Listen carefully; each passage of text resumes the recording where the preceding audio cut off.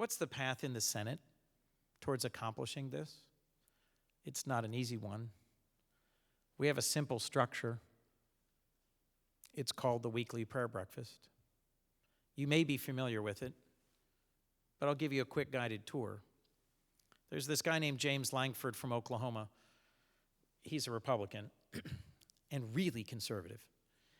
And he's the Republican chair of the weekly prayer breakfast. And there's this guy named Coons from Delaware. He's a Democrat. And he's the current Democratic chair of the weekly prayer breakfast. We're the only two members with a divinity degree, which is one of those great moments when you think God's just winking at you.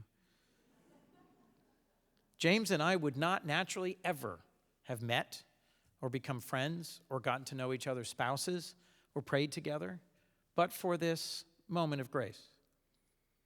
And if I could simply summarize what makes the weekly prayer breakfast special, it's a few things. There's nobody there except the chaplain and senators, period. No lobbyists, no staff, no media. Sounds like a closed-door, smoke-filled room to me. We do a few simple things. Passage from Scripture, sing a hymn, often badly. Pray about our daily concerns, about members of our family or friends or staff who have succumbed to a disease or newly diagnosed, things that are beyond our ability to resolve.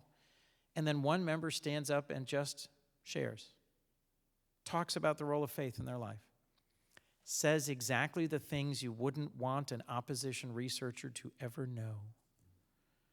And about 1 out of 3 times when a member stands and speaks, they cry. Different groups, different members come week in and week out, but we have folks who are Orthodox, Reform, Conservative, Jewish, who are Mormon, who are Baptist, who are evangelical, unaffiliated, who are Catholic, who are Presbyterian even. And we do 2 things that I never see us do otherwise. We listen to each other, and we trust each other. And I think therein lies the very simple path towards bridging our partisan divides. Let me talk for a moment about the ways in which this is both natural and unnatural. Think about my job. My job is to be ceaselessly self-promoting, to be unrelentingly combative, to fight on behalf of my state, my parochial interests, my partisan interests, and to never stop fighting, to not yield 1 inch. I'm a gladiator. I'm a hired partisan, at least in the modern conception of the role of politician. And at times, the things I see my colleagues do to each other and say about each other on the floor would make the disciples weep. Actually, I'm not sure they would make the disciples weep. Because if you think about it, what's the story that happens literally right before, it's right after the Last Supper? Jesus has just revealed that he's going to be betrayed. And what do the disciples promptly begin to do? Fight over who's the greatest among them?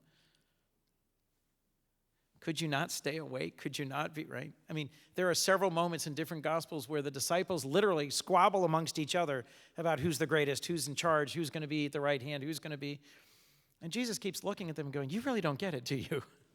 We're headed in a very different direction than you think we are. I'm not going to be handing out dukeships and, right? You're not getting to be the chair of this committee and the head of that conference. We're headed to Calvary, folks.